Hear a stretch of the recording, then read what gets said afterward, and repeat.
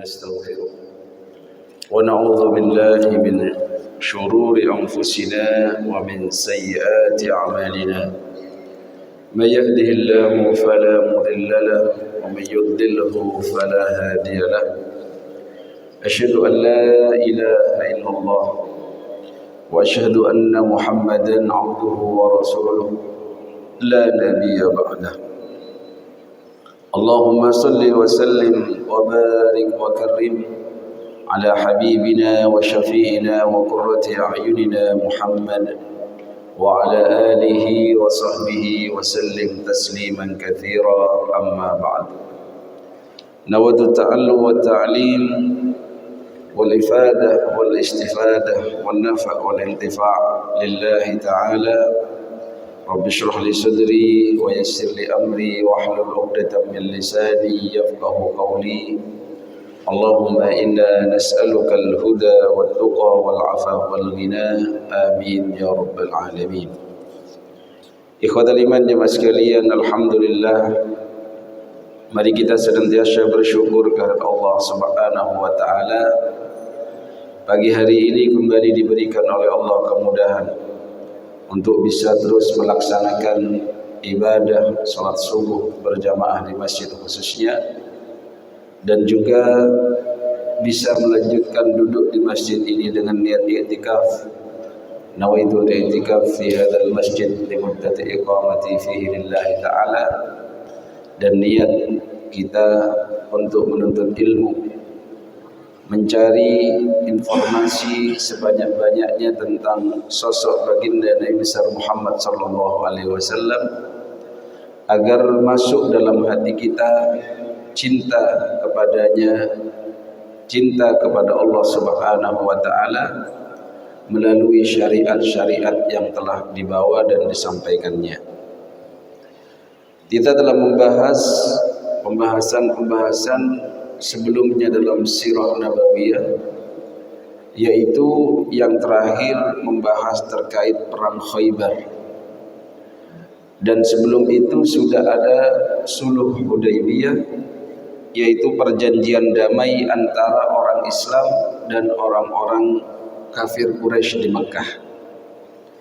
Sehingga setelah perdamaian itu, genjatan senjata yang disepakati 10 tahun, tidak ada peperangan antara umat Islam dan orang-orang kafir Quraisy, maka Nabi SAW mulai menggencarkan dakwah Islamiyah tidak hanya dalam ruang lingkup Madinah secara khusus, tetapi beliau memperluas jangkauan dakwahnya terhadap negara-negara di luar Madinah.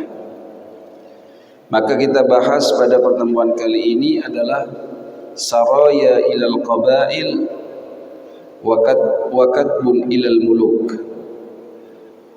Jadi Nabi SAW mengutus utusan-utusan kepada kepala-kepala suku dan kepala-kepala negara.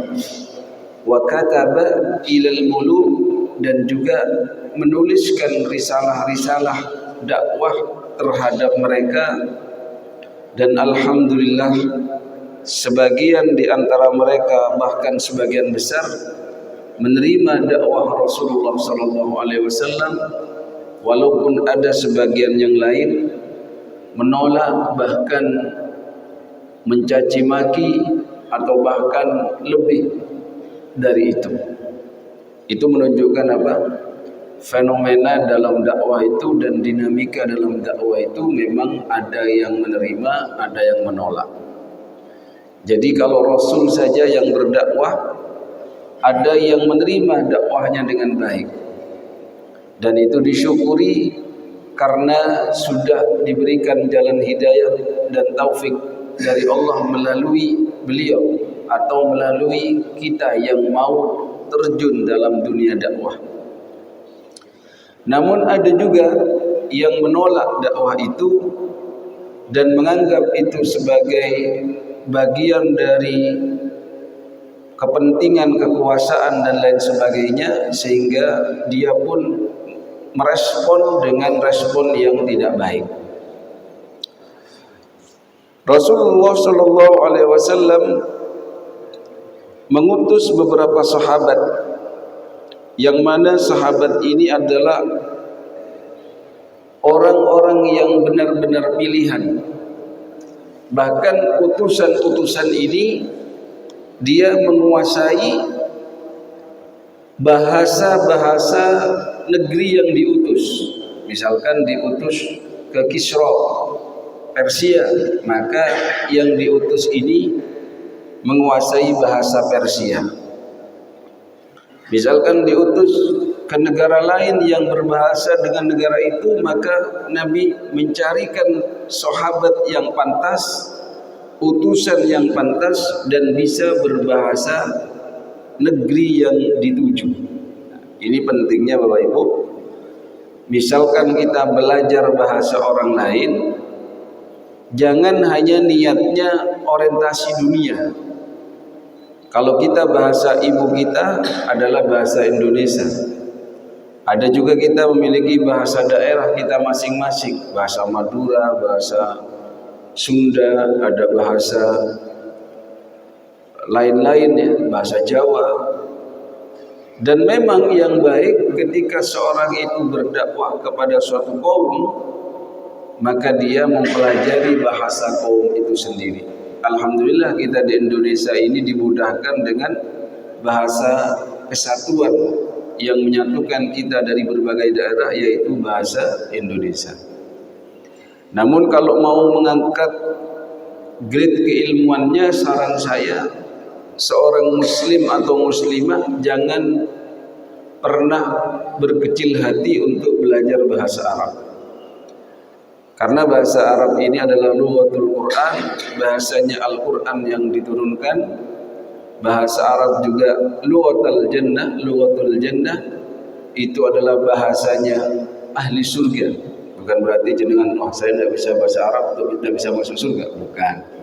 Ya, masuk surga itu tergantung ketentuan Allah dan juga tergantung amalan-amalan kita selama di dunia. Namun terkadang dijadikan motivasi. Bahkan ada seorang guru memotivasi muridnya, ajarkan istrimu itu bahasa Arab biar nanti bisa masuk surga bersama-sama, karena bahasanya orang-orang di surga adalah bahasa Arab. Ya. Kalau yang cerdas, ya tak cari istri orang Arab aja, gitu. Biar gak usah ngajari. Kalau perlu kita yang belajar sama dia. Ikhwatul iman jemaah sekalian, penting kita memberikan motivasi kepada anak kita, cucu kita, atau diri kita sendiri untuk belajar bahasa selain bahasa ibu kita dengan niat yang soleh. Misalkan bahasa Inggris dia belajar, jangan hanya nak belajar bahasa Inggris nak biar nanti diterima kerjanya mudah. Jangan itu saja, itu kan orientasi dunia saja. Tapi belajar nak bahasa Inggris, nanti kalau kamu diberikan kesempatan berkunjung ke sana, bertemu dengan orang-orang sana, nanti kamu bisa berdakwah di sana. Karena berdakwah itu lebih enteng dari berfatwa.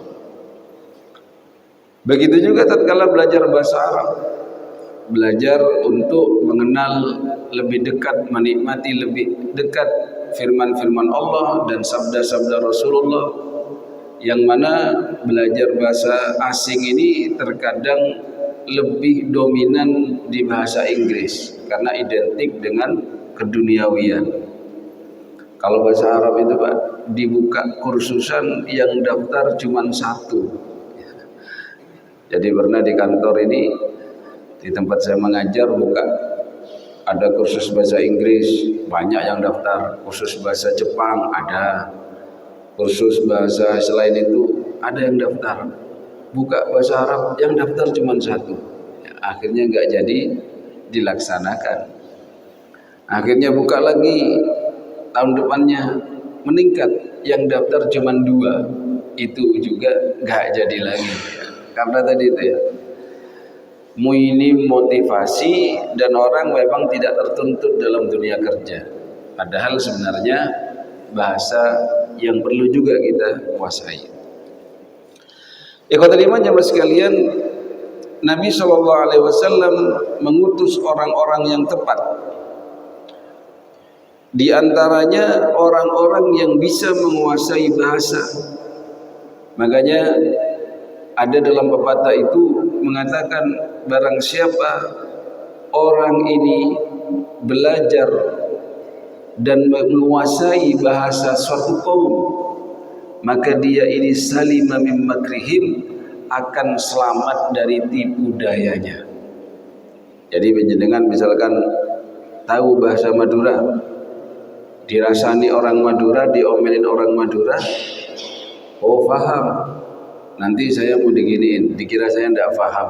Nah, berkunjung ke Sumatera misalkan, tahu bahasa Sumatera, akhirnya beli-beli, sana nganggap kita ini orang asing misalkan, maka kita pun bisa selamat dari tipu daya mereka. Ya, tapi ada positifnya juga Pak, seperti saudara-saudara kita yang diutus ke Saudi untuk jadi TKW, katanya orang Indonesia sabar-sabar ya. Ya karena trainingnya itu pembelajaran bahasa Arabnya nggak detail, cukup 3 hari.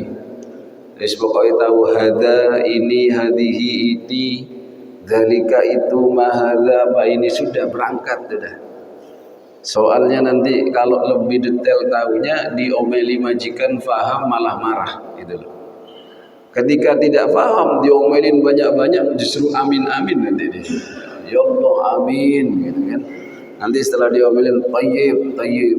Masya Allah kata orang Arab, inti sabar bener. Orang Indonesia sabar-sabar. Bahkan yang nyasar-nyasar di haji itu sudah mentok tidak bisa bahasa Arab, yang dibaca ihdinas siratal mustaqim, ihdinas siratal mustaqim, terus ditunjukkan kepleknya ihdinas siratal mustaqim. Oh katanya polisinya, siratal ladzina an'amta 'alaihim ghairil maghdubi 'alaihim waladdallin. Tayyib, amin, berangkat ya. Ya, enggak nyasar. Lughatul Quran itu bisa dipakai, luar biasa. Pokoknya amin, yallah yallah, amin. Ada Allahnya amin. Repot. Baik, ikhwatul iman. Diriwayatkan dari Ibnu Sa'd fi tabaqatihi annahu sallallahu alaihi wasallam lamma raja'a min al-Hudaybiyah fi Dzulhijjah sanasid. Jadi ketika beliau kembali dari Hudaybiyah di bulan Dzulhijjah di tahun ke-6, arsalar rusula ilal muluki yad'uuhum ilal Islam. Beliau ini mengutus utusan-utusan terhadap raja-raja untuk mengajak mereka terhadap Islam dan menerima Islam. Wa kataba ilaihim kutuban, dan menulis dengan utusan itu disampaikan tulisan. Faqila, lalu ada yang interupsi, ya Rasulullah, wahai Rasulullah, innal muluka la yaqra'una kitaban illa makhtuman. Bahwasannya ya Rasul, para raja itu tidak akan baca surat atau hal yang diutus dari sisi tulisan itu kecuali ada stempelnya. Jadi khotam itu Pak sejak dulu. Kalau bahasa Arabnya khotam itu kan cincin ya.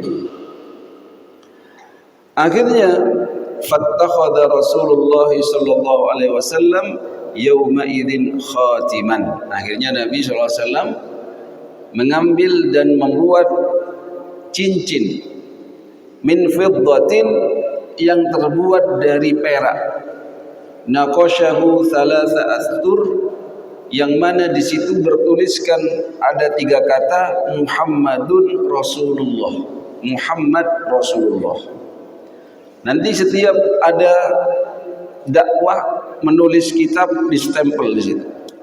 Distempel dengan stempel tadi itu, yaitu khitam tadi. Jadi kalau ada yang mau pakai cincin, usahakan cincinnya pakai perak, ya. Jangan pakai emas, kalau laki-laki haram. Kemudian kalau pakai yang lain, yakut misalkan, matanya yakut, ya boleh ya. Pokoknya jangan emas, karena emas itu hiasan untuk wanita. Nabi menggunakan cincin itu, namun tujuannya diantaranya adalah untuk nyetempel surat-surat itu, Pak. Distempel.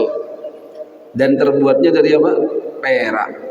Jadi kalau panjenengan ingin mendapatkan pahala dalam menggunakan cincin, niatkan, ya Allah, saya ingin mencontoh Nabi, beliau menggunakan cincin dari perak, saya akan pakai. Tapi kan biasanya nggak ada Muhammad Rasulullahnya, diisi akik di atasnya, dikasih apa itu kecubung, dikasih apa ya, macam-macam orang-orang sekarang. Sampai mengatakan kalau ini cincin tolak melarat, ini tidak bagus kalau sudah begitu. Sudah meyakini nggak beres-beres terkait cincin itu.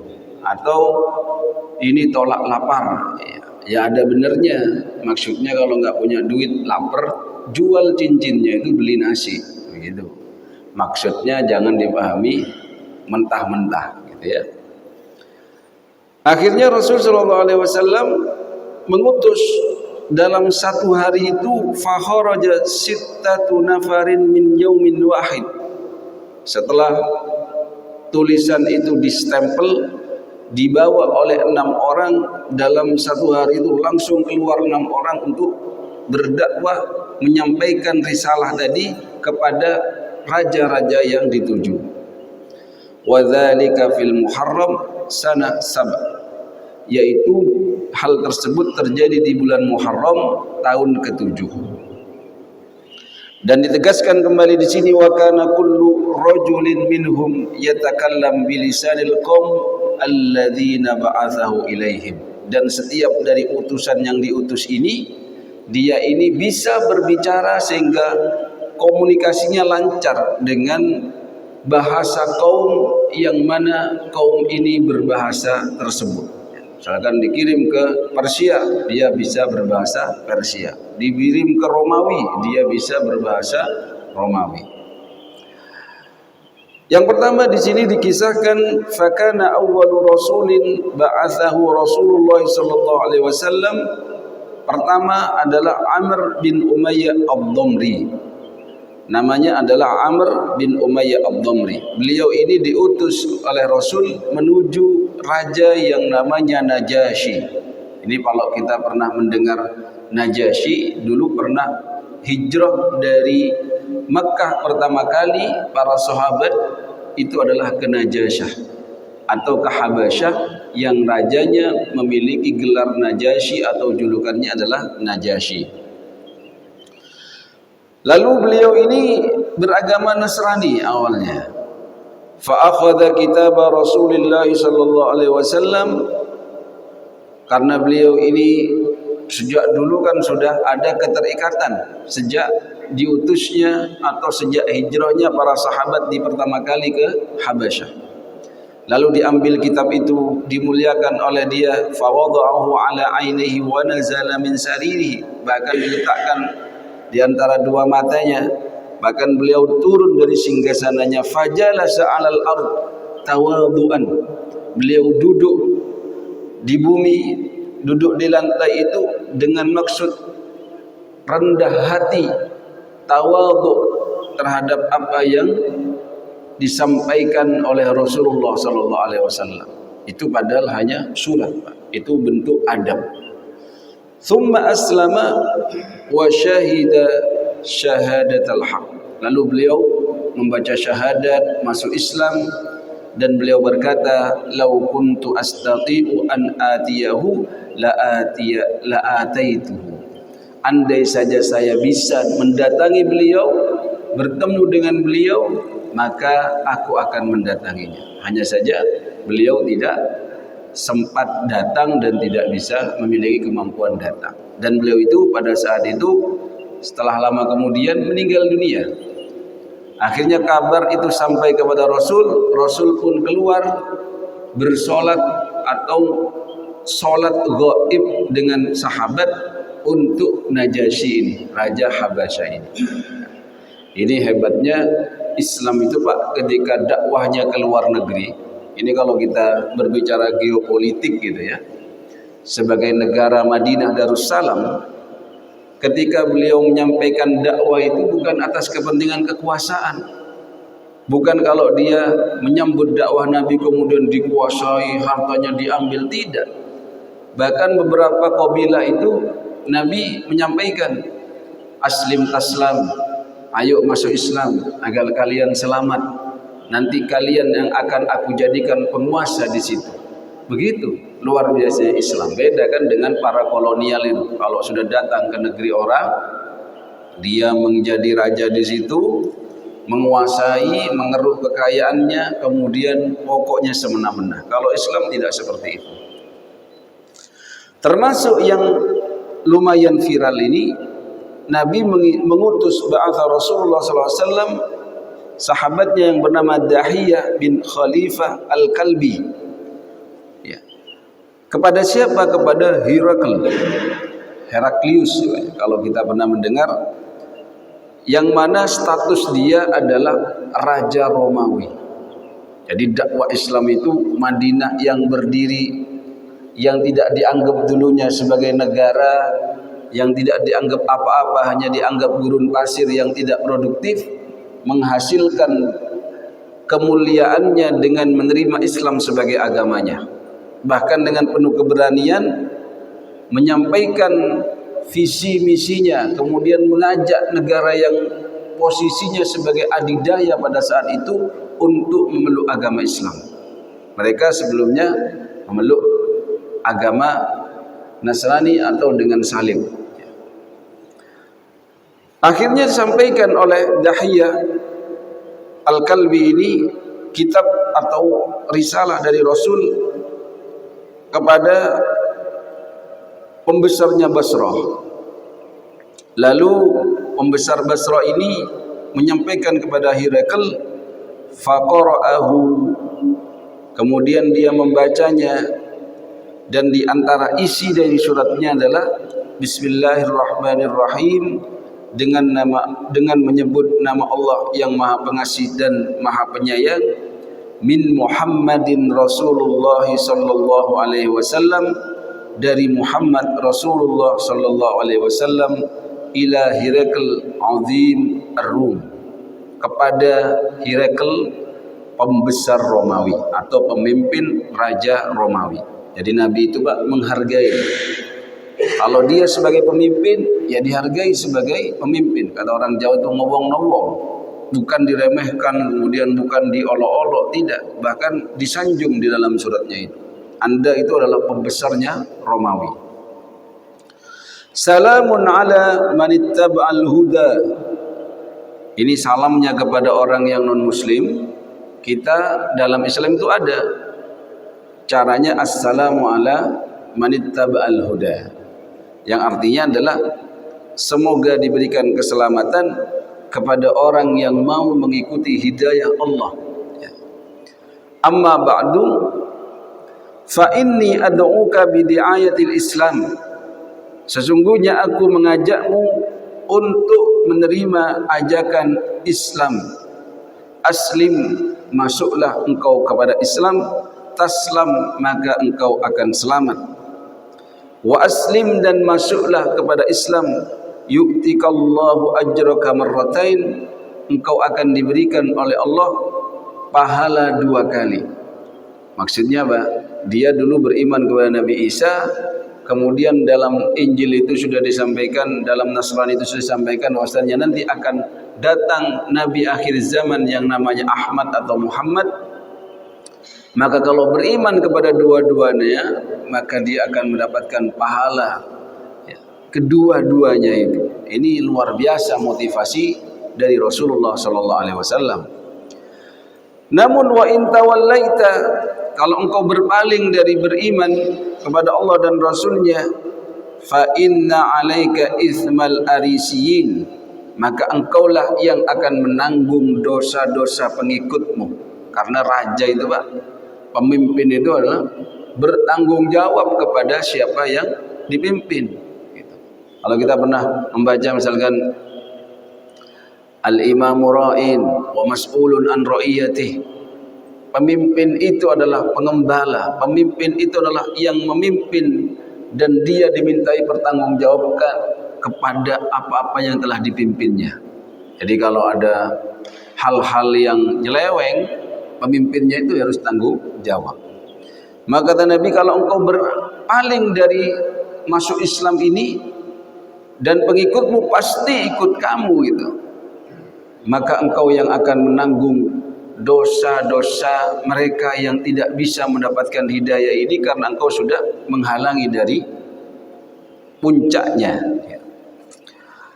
Wa ya ahlul kitab, kata Nabi di sini, ta'alau ila kalimatin sawa'in bainana wa bainakum alla na'budu illallah wa la nusyrika bihi syai'a wa la yattakhidha ba'duna ba'dan arbaban min dunillah.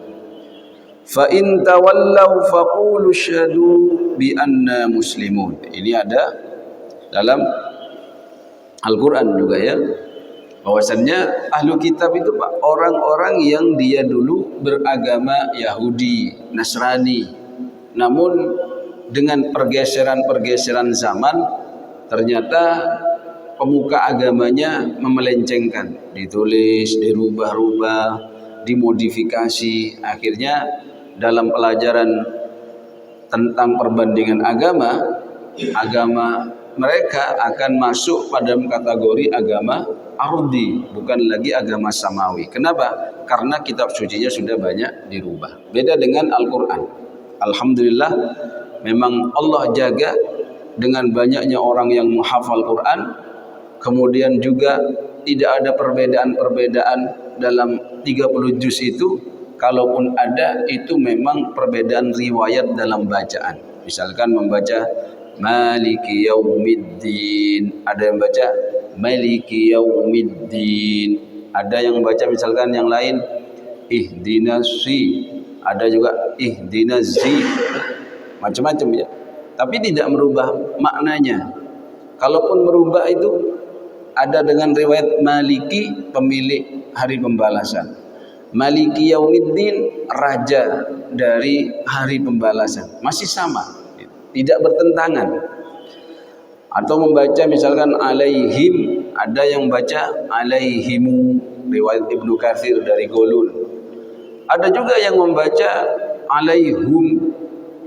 Jadi kalau ada imam baca begitu jangan disalahkan, nanti jenengan mufarokoh, imam tak beres, moco alaihim alaihum, terus disalah-salahin gitu. Atau udah dengar ya, wadduha walaili idza saja, begitu. Nah ini gimana sih?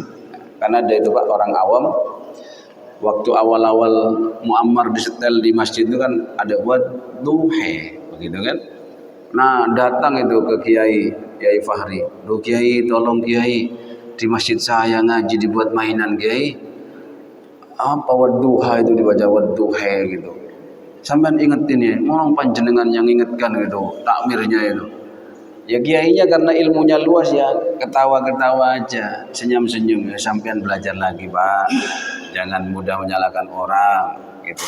Karena itu ada riwayat, ada Warsh, ada Abu Amr, ada riwayat yang ada imalah-imalah seperti itu.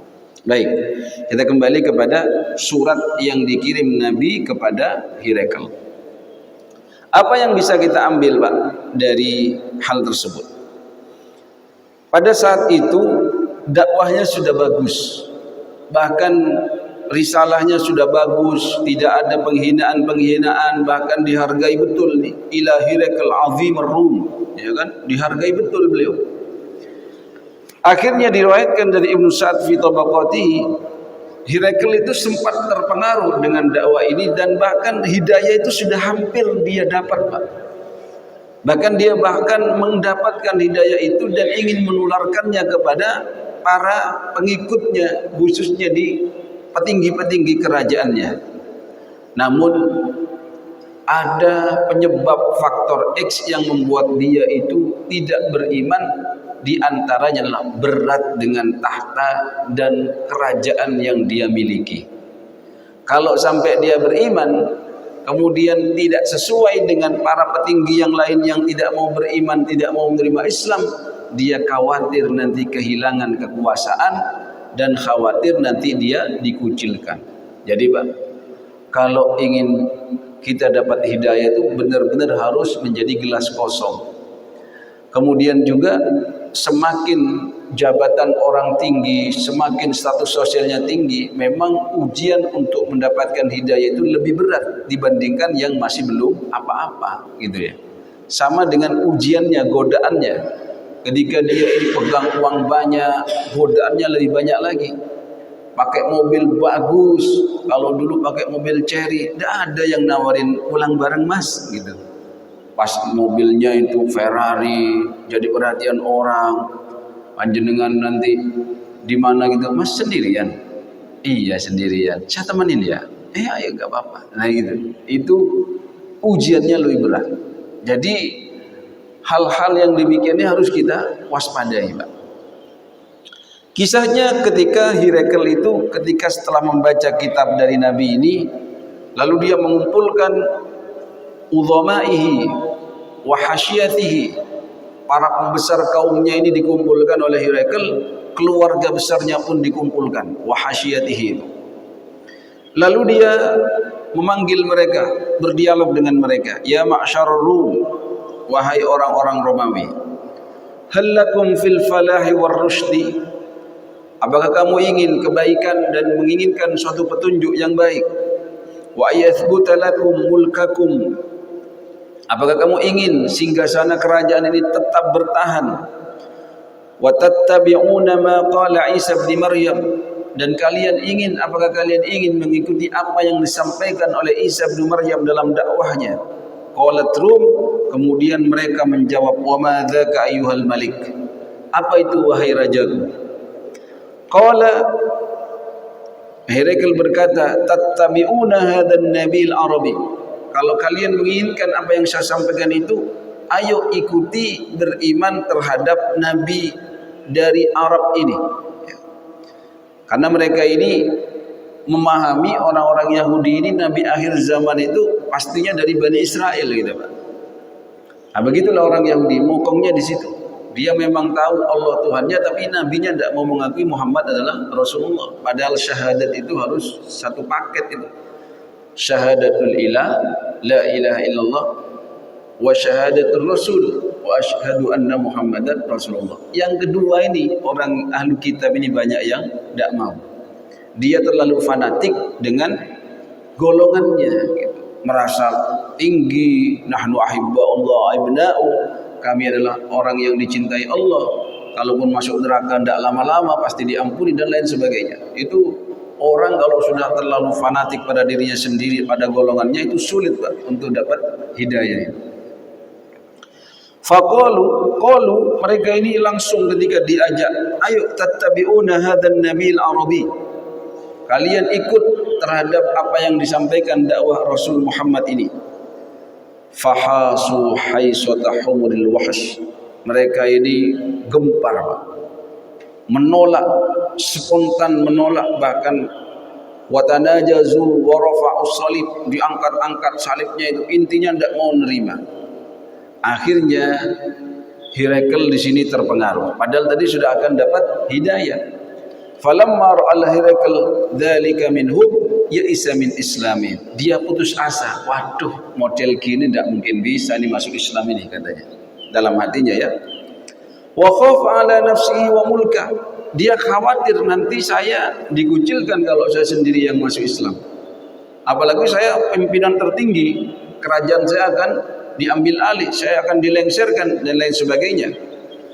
Akhirnya Hirakel apa? Fasakkatahum thumma qal, lalu dia mendiamkan, dalam artian membuat mereka diam dengan cara apa? Mengatakan, innama qultu lakum ma qultu, sesungguhnya wahai orang-orang Romawi, aku mengatakan apa yang telah aku katakan itu, li akhtabirakum, saya hanya menguji kalian, la andur li andur, agar saya bisa melihat kaifa salabatikum fi dinikum, bagaimana kekuatan agama kalian, kesalipan kalian. Maka kata dia, faqad ra'aitu minkumul ladzi uhib. Saya telah melihat apa-apa yang aku suka dari kalian, yaitu tetap ya bersikukuh dengan kesaliman kalian. Akhirnya mereka bersujud, fasajadu lahu, menghormati Herakl kembali. Dari kisah ini, Pak, setidaknya kita ini bisa ambil pelajaran bahwasannya ketika kita memiliki jabatan yang tinggi, dapat hidayah itu lebih berat kalau kita tidak mengatur diri kita. Bahwasannya terkadang iman itu ujiannya adalah harta, tahta, wanita, semua itu. Ketika kita sudah akan dapat hidayah, tapi ketika kita ini, wah nanti saya kalau murtad jadi Islam nggak dapat warisan ini, kan begitu. Kemudian kalau saya nanti masuk Islam ini keluar dari agama saya yang dulu, saya akan dikucilkan oleh keluarga saya. Kemudian saya akan tidak menerima lagi fasilitas-fasilitas sebagai anak sultan dan seterusnya. Nah, itu Pak ujiannya. Kalau orang-orang yang tidak punya itu kan bodoh gitu loh, lebih mudah itu. Ya. Padahal ya Herakl ini saking dia hati-hatinya, pernah pada saat itu dia menginterogasi orang-orang Arab setelah dia mendapatkan risalah dakwah dari Nabi. Beliau mencari tahu, cari orang Arab yang ada di sini. Kok ya ternyata kebetulan di Elia itu ada Abu Sufyan dan rombongannya sedang ada di sana. Lalu dipanggil rombongan itu, ditanya siapa yang paling dekat nasabnya dengan Muhammad ini. Lalu maju Abu Sufyan. Abu Sufyan kan masih anaknya paman, ya. Istilahnya itu sepupu Nabi ya. Kemudian juga beliau kan masa-masa bukan perang lagi, karena masa-masa dalam masa-masa Sulh Hudaybiyah. Lalu ditanya-tanya oleh Herakl ini tentang nasabnya Nabi Muhammad. Ketika ditanya nasabnya itu gimana? Oh, itu dijawab apa adanya oleh Abu Sufyan. Nasabnya adalah nasab yang tinggi, karena memang Bani Hashim itu, Quraisy itu adalah nasab yang terhormat. Kemudian apa dia ini, kondisinya, pengikutnya seperti apa? Rata-rata pengikutnya adalah orang-orang yang kaya, yang keren-keren, atau yang du'afa, yang do'if-do'if itu. Kata Abu Sufyan dia yang du'afa. Memang begitu. Pernah nggak perang dengan kalian? Pernah. Pernah kalah terus atau pernah menang? Atau ya pernah kalah, ya pernah menang. Ya, di perang Uhud kan dianggap kalah, perang Badar menang, dan seterusnya, nanya-nanya seperti itu sehingga dia mengetahui bahwasannya apa yang disampaikan itu sebenarnya benar. Dan kategori orang sombong itu Pak, kalau dia mengingkari kebenaran yang dia ketahui bahwasannya itu benar. Jadi orang sombong itu tidak harus petentang begitu, enggak. Ketika panjenengan dikasih tahu oleh anaknya, bapak jangan minum ini bikin bapak sesak nafas. Padahal saya tahu itu. Iya asli cari dokter, asli ini gak oleh ngombe iki. Tapi karena gengsi gitu. Oh, korek cilik ngerti apa awakmu. Nah gitu. Kucing lu tak ngombe niki gak sesak nafas. Itu orang sombong itu, Pak. Dikasih tahu, Pak, karena istrinya ya, Pak, jangan pakai itu, Pak. Cakle itu, Pak, mengandung riba, Pak. Cakle sing maksudnya. Itu haram, Pak. Terus sampean bilang, kamu tidak tahu. Hal tersebut itu sudah saya pelajari di dalam ekonomi. Sebenarnya dia tahu kalau itu haram, gitu. Cuman karena malu, kartu kreditnya nggak lunas-lunas, gitu. Ini cuman sekian persen. Ini tolong menolong ini namanya. Kalau yang mencekik itu haram. Kalau ini harum katanya, bunganya yang harum. Nah ini repot, Pak. Ya. Jadi kalau orang ngeyel sudah tahu itu salah, tapi dia itu menolak, bahwasannya dia sudah tahu sebenarnya. Nah itu sombong gitu, Pak. Orang sombong itu bukan hanya penampilannya begitu. Jadi menolak kebenaran itu adalah bagian dari kesombongan. Yang lebih sombong lagi Pak di sini, tapi waktunya kayaknya terbatas ini. Kisahnya Raja Kisra. Jadi ketika diutus, dikasih surat, disobek suratnya Nabi itu. Ya. Akhirnya apa? Ketika Nabi disampaikan, Rasul ini begini-begini oleh utusannya, disobek. Apa yang dinyatakan oleh Nabi? Mazzaqallahu mulkah. Semoga Allah merobek-robek kerajaannya, hancur Pak kerajaannya itu. Dapat doanya Nabi, karena doanya Nabi mustajab. Beda dengan orang Romawi ini, karena dia masih menghargai kirim hadiah walaupun tidak menerima ajakan Nabi dalam dakwahnya, tapi menghargai hubungan bilateralnya antara Rasulullah dan Romawi, walaupun nantinya perang juga Romawi itu. Tapi tidak didoakan oleh Nabi sebagaimana Persia, Kisra. Kisra itu hancurnya cepat sekali. Bahkan dia dibunuh oleh anaknya sendiri. Kenapa? Di antara efek dari doa mazzaqallahu mulkah. Semoga Allah merobek-robek juga kerajaannya. Saya kira itu yang bisa saya sampaikan. Mungkin sebelum saya tutup, ada yang mau nambahkan atau ada yang mau bertanya, monggo silakan. Atau testimoni atau apa yang kurang jelas dari sirah yang disampaikan ini. Ada Pak? Langsung kalau ada. Tidak ada ya. Alhamdulillah. Semoga dari apa yang kita kaji bersama ini, kita lebih mengenal bagaimana perjuangan Nabi dalam menyampaikan Islam ini, dan bagaimana sahabat-sahabat Nabi diutus menyampaikan dakwah Islam ini. Huruf dakwah katanya bahasanya orang itu, keluar dakwah sampai keluar negeri gitu ya. Jadi kalau sampai ketemu orang yang huruf dakwah itu, ya jangan terlalu dipermasalahkan. Mestinya kadang orang tuh udah gak ikut nyumbang, nyinyir gitu. Ente huruf to'ai, kapan duhule jadi gitu. Ya, itu bahasa anak pondok itu Pak, bikin kita tergelitik gitu. Silakan huruf dakwah. Ada dakwah keluar negeri silakan, dan juga dari situ kita bisa ambil suatu penyimpulan. Dakwah itu bisa juga dengan tulisan Pak. Panjenengan yang rajin nulis, kalau di mimbar itu ndredeg misalkan, kan ada modelnya ndredeg, cepat sesek dia. Bisa ayan Pak kalau saya di depan umum, udah nulis gitu. Dakwah dengan lisan, dengan tulisan, dengan kelakuan katanya, dengan hal itu juga bisa. Dan bahkan pengorbanan dakwah itu ada di antaranya sahabat Nabi yang namanya Syarahbil, itu dibunuh Pak ketika dia menyampaikan risalah itu, dan Nabi pastinya murka dengan perilaku seperti itu. Jadi taruhannya nyawa dalam dakwah itu. Jadi jangan heran kalau ada misalkan dai ditembak, mari setelah kajian ditembak, ada yang ditusuk, itu biasa. Itu resikonya begitu. Kenapa? Karena zaman Nabi pun dai-dai itu, Rasul itu ada yang dibantai kan? Pernah kita berapa orang langsung dibantai. Ada juga menyampaikan risalah dakwah saja dibunuh ada. Rasul itu. Dalam artian utusan yang diutus oleh Nabi. Semua kita semakin mencintai kepada Rasulullah dan para sahabatnya, dan juga kita tidak menyia-nyiakan hidayah yang sudah masuk kepada diri kita, dan terus meminta kepada Allah hidayah, taufik, inayah, pertolongan dari Allah untuk melaksanakan hidayah yang sudah kita terima. Mohon maaf atas segala kekurangan, semoga bermanfaat khususnya yang menyampaikan. Subhanakallahumma wa bihamdika asyhadu an la ilaha illa anta nastaghfiruka wa natubu ilaik. Assalamualaikum warahmatullahi wabarakatuh.